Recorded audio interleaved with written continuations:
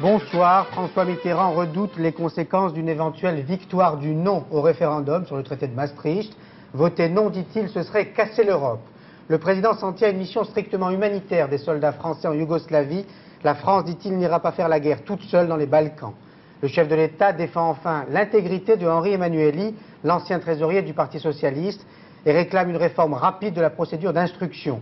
Voilà les principaux points de l'entretien que François Mitterrand a accordé à 13 h à FR3, Antenne 2 et TF1, et sur lequel nous reviendrons avec Arlette Chabot. Mais place tout d'abord au rite du 14 juillet, c'est-à-dire au défilé militaire. Pierre Babet. La Marseillaise, reprise en chœur par 460 militaires, c'était ce matin place de la Concorde, le point fort du 14 juillet 92, celui du bicentenaire de l'hymne national. Révolution oblige, 20 oriflammes spécialement créées accompagnaient ce matin le chant de Rouget de Lille. Pour le reste, défilé ultra classique, mais pari tenu pour les polytechniciens facétieux, ils arboraient des autocollants aux couleurs de l'Europe sur le haut de leur bicorne. Sur le plan du matériel, pas de nouveauté cette année. Tous les équipements ont déjà été présentés, pas de Hades pour cause de désarmement, pas de missiles Sonia, mais ces véhicules blindés pour la première fois sur les Champs-Élysées, des Saguets qui pourraient bientôt partir pour la Yougoslavie. Tout comme les Pumas et les Gazelles de l'aviation légère de l'armée de terre que le gouvernement veut envoyer pour protéger les convois humanitaires à Sarajevo. Enfin, parmi les troupes au sol, des hommes particulièrement émus, les réservistes du génie ou de l'infanterie de marine. C'est la première fois qu'ils défilent un 14 juillet, la dernière aussi peut-être.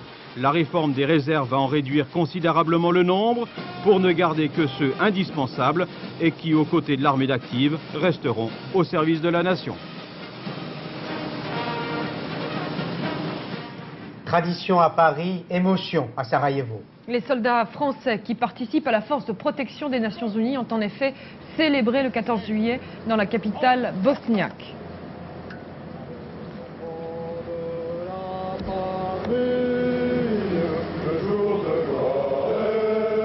Levée de drapeaux tricolores et marseillaise, toute la cérémonie s'est déroulée à l'aéroport où des combats ont encore eu lieu il y a 2 jours. Émotion d'autant plus forte que le quartier général des Nations Unies dans la capitale bosniaque a subi sans broncher une attaque au mortier. Mais malgré la détérioration de la situation, la mission des soldats français en Yougoslavie reste strictement humanitaire. Le chef de l'État était clair sur ce point lors de l'entretien accordé à la télévision à 13 h. Le blocus et les sanctions des Nations Unies, c'est quand même important. Ça n'a pas encore été décisif. Doit-on passer à la phase suivante? C'est-à-dire tout simplement à l'envoi d'armées, d'avions qui bombardent, de fantassins et d'artilleurs qui se déplacent sur un terrain. Il faut aborder ce problème avec une extrême prudence. La France n'ira pas faire la guerre dans les Balkans en envoyant ses armées par sa propre décision. La France appliquera les décisions des Nations Unies. Au cours de cet entretien d'1 heure, le président de la République a répondu à toutes les questions d'actualité. Première d'entre elles, l'Europe et le référendum du 20 septembre. Et le chef de l'État prônait le oui à Maastricht sans pour autant lier son sort au résultat du référendum de septembre. François Mitterrand qui a insisté sur la gravité d'un éventuel refus de la ratification. Le non au référendum aurait plusieurs conséquences. D'abord, ce serait mettre fin à 45 ans de politique étrangère de la France. Ce serait casser l'Europe, ce ne serait pas le moindre doute. Il n'y aurait plus d'élan, ce serait fini, on n'y croirait plus. L'ensemble des pays de l'Europe, de la communauté d'abord, mais aussi les autres, attendent de connaître la position de la France, qui sera déterminante. Le chapitre justice était l'un des plus denses, avec un plaidoyer de François Mitterrand en faveur de Henri Emmanuelli. Le président de la République a salué un homme intègre pour qui il a la plus grande estime. Et en évoquant l'éventuelle inculpation du président de l'Assemblée, le chef de l'État a demandé le vote d'une réforme de l'instruction dès la session parlementaire d'automne. Le chef de l'État. J'ai la plus grande estime et considération pour Henri Emmanuelli, qui est un homme qui s'est fait tout seul à partir d'une famille extrêmement modeste, un homme plein de conviction et de force et d'une grande intégrité. Alors vraiment je plains j'ai mal au cœur quand je pense au sort qui lui est réservé, c'est-à-dire d'avoir à s'expliquer devant la justice, le cas échéant, parce qu'après tout, les procédures sont assez bizarres dans cette affaire, le cas échéant inculpé. Enfin, le chef de l'État, tout en rendant hommage à l'action du gouvernement, a regretté ce qu'il a appelé le déficit social et a réclamé pour le combler de nouvelles conventions collectives. C'est l'une des informations qu'il a données dans un long chapitre économique, social et politique que Jérôme Catala résume. Le candidat sera le candidat du Parti socialiste. Je ne suis pas soumis aux décisions du Parti socialiste, mais je suis suffisamment en symbiose avec lui pour penser qu'il lui appartient de désigner son candidat, et son candidat, je le trouverai très bien. Je trouve, moi, personnellement, que le gouvernement, devant ce problème terriblement difficile, dans lequel tout était mélangé, s'en est bien tiré. Une dizaine de jours extrêmement pénibles pour les Français. Et finalement, écoutez, ça marche. Les routiers, il fallait se poser ce problème. Et on se l'est posé, on l'a pas mal résolu. Il faudra le résoudre encore. Il faut reprendre cette discussion. Et je suis convaincu que les organisations syndicales le désirent, car ce sont des organisations qui interprètent avec beaucoup de fidélité les besoins des catégories de travailleurs. Bon, à partir de là, je demande la relance de la négociation des conventions collectives pour que le statut social des travailleurs, de l'ouvrier jusqu'au cadre supérieur, puisse permettre à chacun d'avoir un espoir de remplir sa vie professionnelle. Ça, c'est un grand projet, croyez-moi, et on ne va pas tarder à le mettre en œuvre. Alors Arlette, faites-nous un dessin. Est-ce que vous pouvez dessiner les 2 années qui arrivent, 92-93, à travers ce qu'a dit le chef de l'État? Vous savez, ce rendez-vous du 14 juillet traditionnel n'est pas propice aux effets d'annonce. Il permet surtout de tester l'état d'esprit du président en fonction effectivement du calendrier et surtout de son calendrier. Alors cette année, c'est clair, il y a d'abord l'Europe, le référendum, dont il déconnecte effectivement l'enjeu européen des enjeux de politique intérieure. On l'a dit, son sort n'est pas lié au résultat. Je ne suis pas en cause dans cette affaire, répète le président. Donc il envisage la suite. Il ne renonce pas à des réformes de la Constitution qu'il avait annoncées à la fin de l'année dernière, mais il sait qu'il a peu de temps pour le faire. En revanche, on sent bien que le chef de l'État se concentre sur les élections législatives. Et à l'inverse d'un parti socialiste réuni en congrès à Bordeaux qui semblait, lui, faire l'impasse sur ces législatives, ayant en quelque sorte intériorisé peut-être la défaite, eh bien François Mitterrand, lui, ne fait pas cette impasse. Et à l'opposé aussi de certains responsables socialistes, dont Michel Rocard, qui jetait un regard assez critique sur l'action passée, eh bien le chef de l'État, lui, dit que les socialistes ont bien géré la France, qu'ils ont bien gouverné et qu'ils peuvent convaincre les Français de les garder dans les mois qui viennent. Nous pouvons nous défendre, dit le chef de l'État, qui est donc combatif. Et pour rattraper l'accusation de déficit social, il demande donc effectivement au gouvernement de Pierre Bérégovoy de faire des efforts pour que la richesse soit mieux partagée. Il propose donc de relancer effectivement la négociation sur les conventions collectives. Dans le même état d'esprit d'une victoire possible qu'il envisage, il ne veut pas parler de la cohabitation, tout en répétant qu'il est bien là jusqu'en 1995. Et il évoque d'un mot la candidature donc de Michel Rocard, dont il ne prononce pas le nom. Il faut dire qu'il y a 1 an à peine, il lui demandait de quitter Matignon. En un mot, on a trouvé un chef de l'État assez tonique aujourd'hui. Il faut dire qu'on entre dans une période qu'il affectionne particulièrement, celle des campagnes électorales. Merci Arlette, nous étions sur les Champs-Élysées avec cette lecture militaire, politique et institutionnelle du 14 juillet. Allons voir ce qui se passe côté République. Avec la fête de SOS Racisme et malgré son virage politique et la création de son mouvement, Harlem Désir était aujourd'hui place de la République pour accueillir, comme chaque année, des groupes comme les Négresses Vertes ou MC Solar. Thierry Stampfler, Christophe Hérault.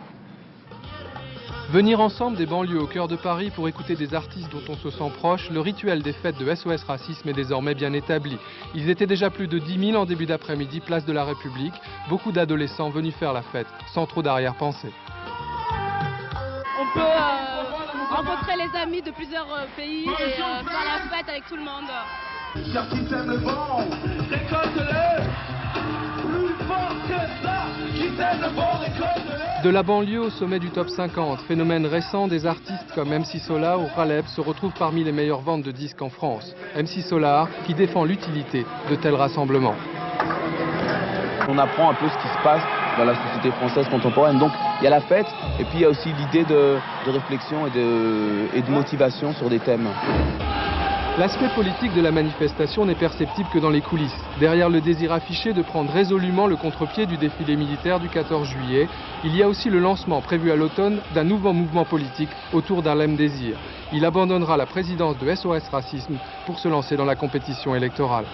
Moi j'ai pris la décision, après avoir fait pendant 8 ans ce travail avec SOS Racisme, de lancer avec d'autres acteurs du mouvement social un mouvement de nature plus politique qui va permettre que ceux qui font des choses sur le terrain, en se présentant aux élections, aillent bousculer un petit peu le paysage politique. Place de la République, la fête se poursuit jusqu'à minuit avec Raleb, les Négresses Vertes et Kassab. En Algérie, le procès des 7 principaux dirigeants islamistes a repris cet après-midi devant le tribunal militaire de Blida, mais sans eux. Abbassi Madani et Ali Belhadj ont refusé d'être conduits dans la salle. Aujourd'hui, Sid Ahmed Rodzali a été entendu par le tribunal. Jamais l'ancien Premier ministre n'a mis en cause nommément les dirigeants du FIS concernant les événements de juin 91. Pascal Verdeau. Le témoignage qui a peut-être fait basculer le procès de Blida, c'est celui de cet homme, Sid Ahmed Rodzali, ancien chef du gouvernement. Le 7 juin 91, il prend ses fonctions dans un climat de guerre civile. Affrontements sanglants entre forces de l'ordre et militants du Front islamique du Salut. Le FIS proteste alors contre une loi électorale taillée sur mesure, favorisant les candidats au pouvoir. Nous avions le droit de manifester, affirment aujourd'hui les défenseurs du FIS. Un accord avait été conclu avec le gouvernement. Question, Rodzali a-t-il entériné cet accord passé par son prédécesseur ou l'a-t-il violé? Et contre-attaque de Maître Vergès, l'avocat des dirigeants islamistes, la décision de faire ouvrir le feu dans la nuit du 3 au 4 juin, 2 jours avant l'arrivée de Rodzali, est un acte criminel et illégal. Conclusion de la défense, le tribunal est incompétent, il s'agit de responsabilité politique, il faut renvoyer le procès. Réquisitoire en fin d'après-midi du procureur militaire, selon la radio algérienne, le président et le vice-président du FIS pourraient être condamnés à une peine à perpétuité. Dans ce cas, le pouvoir qui veut éviter de transformer Madani et Belhadj en martyrs signifierait aux yeux de son peuple « Nous sommes encore assez forts pour faire preuve de clémence ». Aux États-Unis, le Parti démocrate veut offrir au pays 2 de ses jeunes premiers, Bill Clinton et Albert Gore, et le pays friand de stars fabriquées en quelques mois applaudit. Et c'est une tradition, le candidat démocrate n'apparaît à la tribune que pour clôturer la convention. Bill Clinton s'exprimera donc mercredi aux États-Unis, mais les premiers intervenants ont donné le ton d'une convention menée tambour battant. Philippe Pister.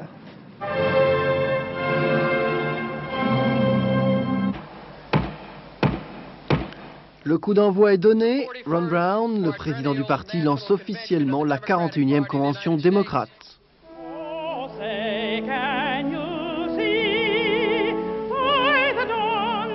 Plus de 4000 délégués venus de tous les États au Madison Square Garden, venus pour adopter le programme électoral démocrate, désigner officiellement leur candidat au présidentiel de novembre et surtout subir les discours des ténors.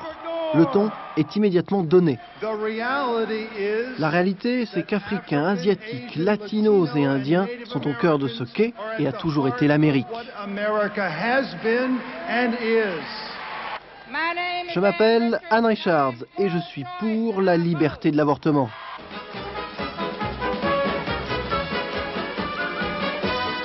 Discours entrecoupé de spectacles et il faut bien relancer l'ardeur des délégués. Car en fait, la messe est déjà dite sans suspense. Après avoir renaclé, le pasteur noir Jesse Jackson s'est rallié samedi, du moins officiellement. Le gouverneur Jim Brown négocie. Bill Clinton n'a plus qu'à préparer son discours. Lui et son colistier Al Gore seront investis à coup sûr. Unité dans le parti, sondage en hausse. Les démocrates en sont persuadés. 7 fois après 12 ans de règne républicain, la Maison-Blanche est au bout du chemin.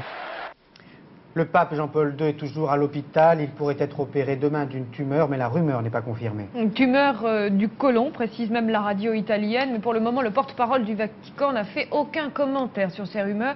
Et un communiqué médical sera diffusé comme prévu demain à l'issue de la série d'examens qui se poursuit. Caroline Sins. La clinique Gemelli à Rome, assiégée par les paparazzi qui attendent un signe, une information sur la santé du pontefice, le pontife. Dans leurs objectifs, cette chambre, au rideau baissé, où se trouve le pape Jean-Paul II depuis dimanche soir.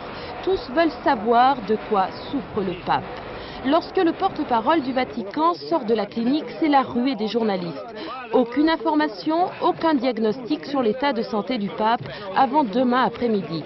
Seule confidence officielle, Jean-Paul II est très tranquille, très serein. Il a même célébré la messe ce matin dans sa chambre. Dimanche soir, le pape arrivait à la clinique sous les acclamations de ses fidèles. Il subit depuis des examens quotidiens. Il souffrirait d'une tumeur au côlon et pourrait être opéré dès demain matin. Une maladie sans rapport avec l'attentat qu'il avait visé en 81. Aujourd'hui, tous les fidèles prient pour que ce voyageur infatigable de 72 ans se rétablisse le plus vite possible. Toute une famille endeuillée et toute une cité choquée. Le petit Djemel, 5 ans, est mort noyé dans le canal de Marseille. Et ce n'est pas la première victime de ce canal maudit. En 19 ans, c'est en effet le 10e enfant retrouvé mort dans cet endroit, un canal qui traverse la cité et dont l'accès n'est protégé que par des fils barbelés. Une autopsie sera pratiquée prochainement pour confirmer la thèse de la noyade accidentelle. Zindine Boudaoud. Djemel, 10e victime de ce canal depuis la construction en 1973 de la cité de la Savine dans les quartiers nord de Marseille. Ici, peu de protection, quelques rouleaux de barbelés qui n'empêchent pas les gosses de venir jouer sur les berges. D'autant plus dangereux le canal que les parois en sont concaves. Un enfant qui tombe là n'a aucune possibilité de se hisser hors de l'eau. Un piège mortel, les parents en ont assez. Ce que je voudrais savoir, c'est pourquoi tout a été ébauché juste là, à proximité de la Savine, où il y a tant d'enfants qui sont en danger tous les jours, minute par minute, heure par heure. Pourquoi c'est pas fermé? Qu'on me réponde qu'il y a des responsables qui aient le courage de venir nous rencontrer. Nous, les associations, nous sommes ouverts à toutes les personnes. À ma foi, le Merlin, il est bien couvert et tout. Et la Savine, il y a eu 9 morts. Maintenant, les gens ne baissent pas les bras. Ils vont faire des pétitions comme quoi ils ferment le canal. Après ce drame, l'émotion est grande. Les 6000 habitants de la Savine crient leur colère. De son côté, le maire du secteur a de nouveau réclamé la construction d'un mur afin d'isoler ce canal meurtrier. Pas de relâche à l'Odéon. Les intermittents du spectacle occupent toujours le théâtre parisien pour conserver leur statut et surtout leur système d'assurance chômage. Et ce soir, un spectacle de soutien sera donné devant le théâtre par Francis Lalanne, alors qu'une menace de grève plane toujours sur le Festival d'Avignon pour jeudi. Marie-Hélène Tichou, Victor Ariche. Un théâtre occupé, une scène provisoire pour faire la fête. Ce soir, Francis Lalanne chante, mais depuis 15 jours, il vit avec des comédiens, des musiciens, des techniciens dans le foyer de l'Odéon. Pour lui, sa place est là, même si lui vit bien de son métier. C'est une question de solidarité. Il faudrait poser la question à ceux qui ne sont pas là. Il faudrait leur demander pourquoi vous n'êtes pas là, pourquoi vous n'êtes pas solidaires de tous ces intermittents, de tous ces techniciens, ces acteurs de complément qui pendant des années et des années ont travaillé dans l'ombre pour que vous soyez dans la lumière. Pourquoi vous n'êtes pas là? L'Odéon est occupé depuis le 1er juillet, un mouvement lancé par la CGT, rejoint par Force ouvrière et de nombreux non syndiqués. Les intermittents du spectacle ont une revendication simple: maintenir le statut spécifique qui régit leur allocation chômage jusqu'à la fin de l'année. Normalement, le 30 septembre, ce statut disparaît. Or, depuis un an, les négociations n'ont pas réellement commencé. Mais d'abord, prorogeons les annexes parce qu'en 15 jours, on n'a pas le temps de discuter. Voilà. Les négociations ne seront pas simples dans un contexte où les partenaires sociaux, patronat et syndicats recherchent par tous les moyens de sauver l'UNEDIC, le régime général d'indemnisation des chômeurs. Les gens du spectacle ne veulent pas être sacrifiés pour cause d'économie. Et dans le Tour, Lino toujours en jaune malgré l'exploit d'Indurain hier et la victoire de Van Poppel aujourd'hui. Rémi Ludicelli. Largement distancé hier par Miguel Indurain dans le contre-la-montre de Luxembourg, Gianni Bugno et Stephen Roche ont fêté le 14 juillet à leur façon en animant la course avec 9 compagnons d'échappée. Ce groupe comptera plus d'une minute d'avance sur le peloton emmené par les Banesto d'Indurain avant que Bugno et Roche ne se relèvent à Saverne à 30 km de l'arrivée. Sur les routes du Bas-Rhin, Fondriès, Terman, Van Hooijdonk et quelques autres tentent alors de distancer à leur tour un peloton revenu à une allure plus sereine.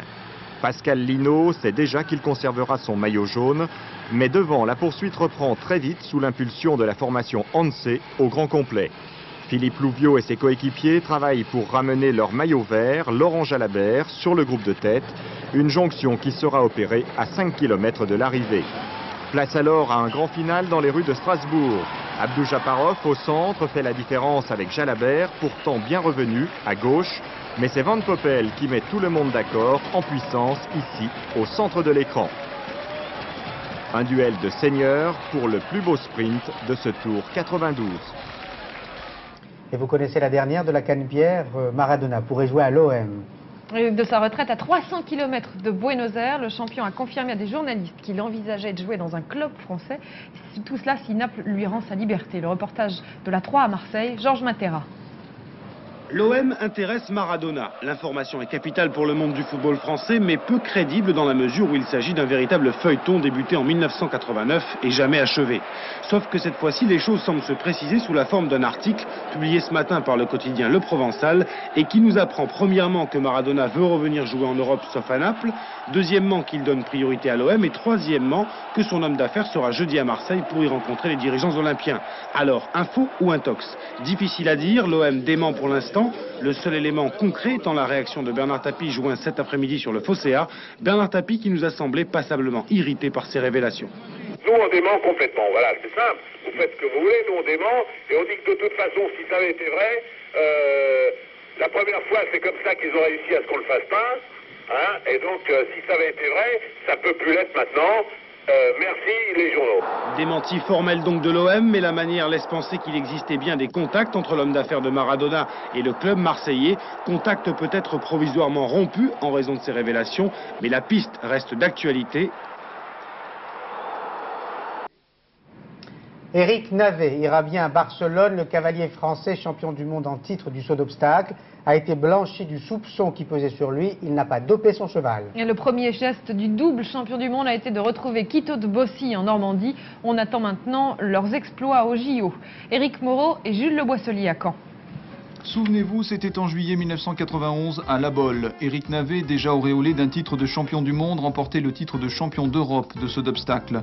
9 mois plus tard, la Fédération équestre internationale signifiait au cavalier français qu'il était suspendu, soupçonné d'avoir sur cette épreuve dopé son cheval, Quito de Bossy. Le cavalier français décidait alors de faire immédiatement appel et renoncer à bénéficier d'un délai de 60 jours qui lui aurait assuré une participation aux Jeux Olympiques de Barcelone. Hier, au terme d'une audience qui aura duré 11 heures, le tribunal du sport de Lausanne a décidé de blanchir le Normand. À partir du moment où on n'a rien à se reprocher, il faut rester confiant jusqu'au bout et ça a été mon cas.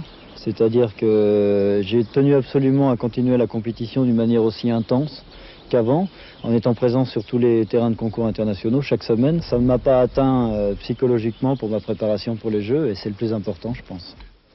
Quant à Quito de Bossy, à raison de 2 heures d'entraînement quotidien, il se prépare pour Barcelone, où il partira à la fin du mois en compagnie des autres chevaux de l'écurie France et de leurs cavaliers. Une équipe de France qui aspire à suivre les traces d'un certain couple, Pierre Durand et Japlou. Et pour conclure, on va vous offrir la plus belle séquence du journal, séquence évasion, séquence beauté et histoire avec Georges Pernou en direct de Brest. Georges, notre conteur des mers, parlez-nous de la recouvrance. Eh bien écoutez Paul, ici je crois que le 14 juillet restera dans toutes les annales pour les Brestois et pour les 300 000 visiteurs quotidiens, puisque vous savez que pendant Brest 92, 2000 vieux gréments sont venus ici, mais aujourd'hui ils sont venus assister à la naissance d'un navire, si j'ose dire. Les Brestois ont travaillé plus d'1 an pour reconstruire une goélette du siècle dernier, une goélette qui s'appelle la Recouvrance, 41 mètres de long. Quand elle sera terminée, elle a été mise à l'eau aujourd'hui, ça a été un moment émouvant à chaque fois qu'on met un bateau à l'eau. Et puis ensuite, cette goélette a été remorquée jusqu'à l'entrée du port de Pinfel avec un témoin qui est venu d'à côté, de Bénodet. Il s'agit d'Éric Tabarly qui était venu très tranquillement, très gentiment. Vous allez l'apercevoir sur son petit canot. Il a fait beaucoup d'effets. En tout cas, il a autant de ferveur que les, je vous disais, 300 000 visiteurs quotidiens dans une fête extraordinaire qui se poursuivra demain, puisque les 2000 vieux gréments, demain matin, à partir de 9 h sur notre antenne, vont prendre la mer pour aller vers Douarnenez, une journée de régate qui risque aussi de rester dans les annales. Je crois que la rade de Brest n'avait jamais connu une telle foule et une telle beauté, des navires qui ont une grâce qu'on n'oubliera jamais. Bon, on sent votre émotion d'ici à Paris. Dites-moi, après ce superbe spectacle, la recouvrance, que deviendra-t-elle ? Bien, je pense que l'association va la faire vivre, c'est-à-dire par exemple comme les cancalaises de Granville et de Cancale, elles vont faire des voyages, des sorties pour les enfants des écoles, pour les villes, et puis on assistera à des spectacles. Mais avant ça, il va falloir quand même faire tout le gréement, mettre la mâture en place. Ce sera une nouvelle renaissance de la recouvrance. Merci Georges, c'est aussi beau qu'à Venise. Pour terminer, les rapports du tiercé écarté quintet qui se courait aujourd'hui à Saint-Cloud. Pour le tiercé, il fallait jouer l'As, le 3 et le 7. Vous le voyez, des rapports peu importants. Pour le quartet plus, l'As, 3, 7 et 5. Vous découvrez les rapports. Enfin, pour le quintet plus, As, 3, 7, 5 et 10. Toujours des rapports assez peu importants pour 10 francs. Et c'est la fin de ce 19-20 après la classe. C'est Arsène Lupin qui remplacera ce soir Tintin. Et Marc Hauteman donnera des informations après, faut pas rêver, à 22h35. Et dans quelques secondes, c'est la météo de Michel Touré. Bonne soirée sur la 3. Bonsoir.